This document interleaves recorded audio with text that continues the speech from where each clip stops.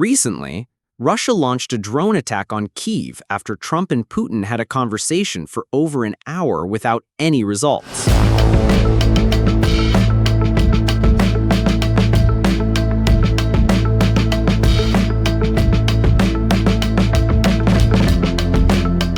On July 4, 2025, Russia launched what Ukrainian officials described as the largest drone attack of the ongoing war, targeting Kiev just hours after a phone call between U.S. President Donald Trump and Russian President Vladimir Putin. The assault involved 539 drones and 11 missiles, predominantly aimed at the Ukrainian capital, resulting in significant damage and casualties. Below is a detailed account of the incident, its context, and its implications, based on available information. Details of the attack. The Russian aerial assault began shortly after midnight on July 4, 2025, and continued for nearly 8 hours, with air raid sirens sounding across Kiev until around 5 a.m. local time. According to Ukraine's Air Force, Russia deployed a total of 539 drones and 11 missiles, marking a record for the largest single aerial barrage since the war began in February 2022. Ukrainian air defenses managed to intercept 476 of these aerial targets, but 72 drones penetrated defenses, causing widespread damage.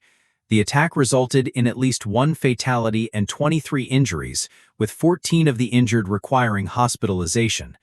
Damage was reported across 6 of Kiev's 10 districts, affecting approximately 40 apartment blocks, 5 schools and kindergartens, passenger railway infrastructure, cafes, and numerous vehicles. Falling drone debris sparked fires in multiple areas, including a medical facility in the Holosivsky district and a warehouse in the Sviatoshinsky district.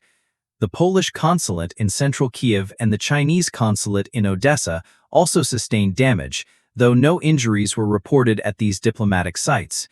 Ukrainian Foreign Minister Andriy Sybiha noted that debris from the downed drones included Chinese-manufactured components, highlighting the involvement of foreign technology in Russia's arsenal. This observation came shortly after the Chinese consulate in Odessa was damaged in a separate strike, adding a layer of irony to the situation.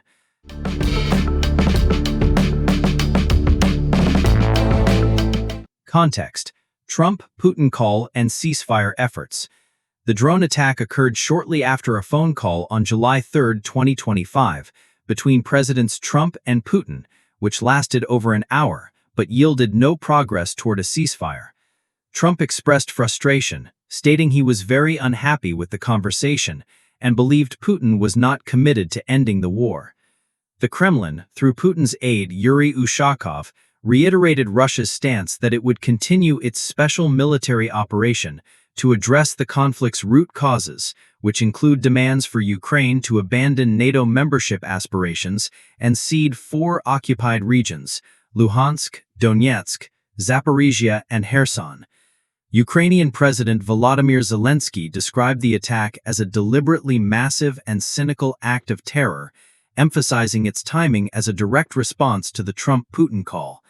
Zelensky accused Putin of publicly humiliating Trump and demonstrating Russia's disinterest in peace negotiations. He called for increased international pressure on Moscow, particularly from the U.S., to impose tougher sanctions and resume weapons shipments, including Patriot air defense systems critical for countering Russian aerial assaults. The U.S. had recently paused some deliveries of critical weapons to Ukraine due to concerns about depleting its own stockpiles, a decision that sparked warnings from Kiev about weakened defenses against escalating Russian attacks. Following the July 4th assault, Zelensky spoke to Trump on July 5th, describing the conversation as very important and fruitful. They agreed to collaborate on strengthening Ukraine's air defenses and discussed joint defense production and investments. Germany also announced it was in talks to purchase Patriot systems to support Ukraine, aiming to bridge the gap caused by the U.S. pause.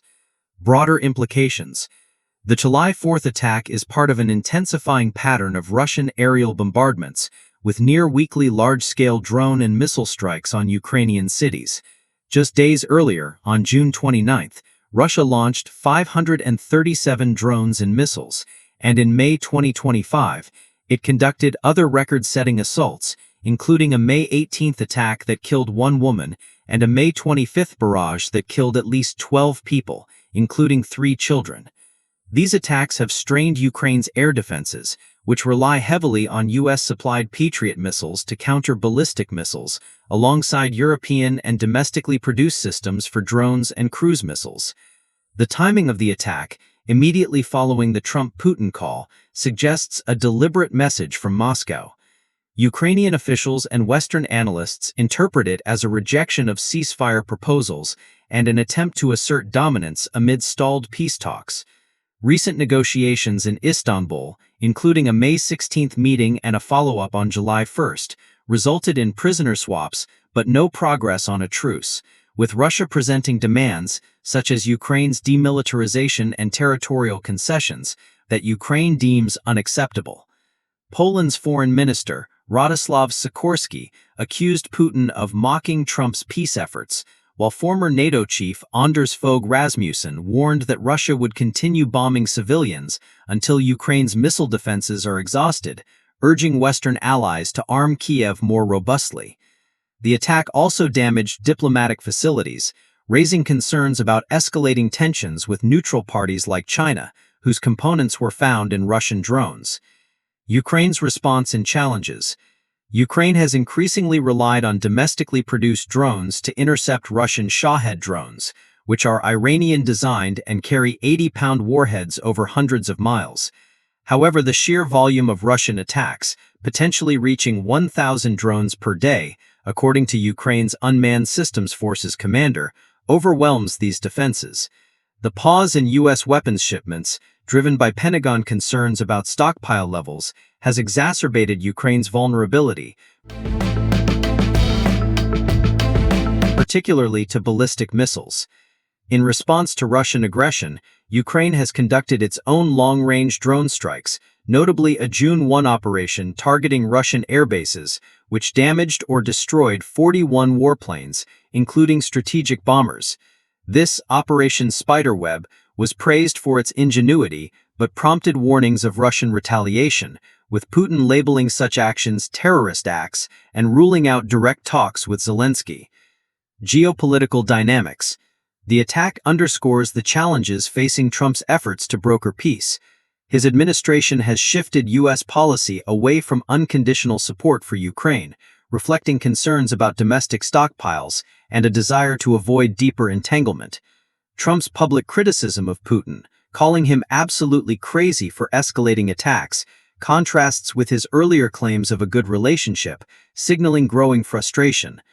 Meanwhile, European leaders, including Germany's Chancellor Friedrich Merz, have urged Trump to impose new sanctions and maintain pressure on Moscow.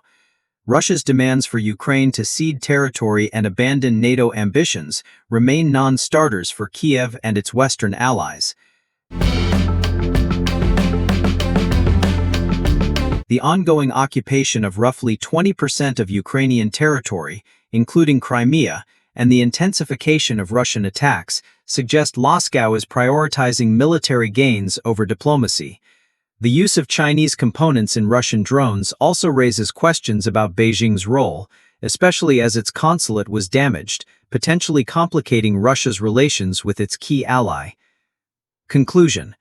The July 4, 2025 drone attack on Kiev highlights Russia's continued escalation in the war, its rejection of ceasefire proposals, and the strain on Ukraine's defenses amid reduced U.S. support. The attack's timing, scale, and impact, combined with the stalled Trump-Putin dialogue, illustrate the complexities of achieving peace in a conflict now in its 4th year. Ukraine's calls for increased sanctions and air defense support underscore the urgency of international action to counter Russia's aggressive tactics.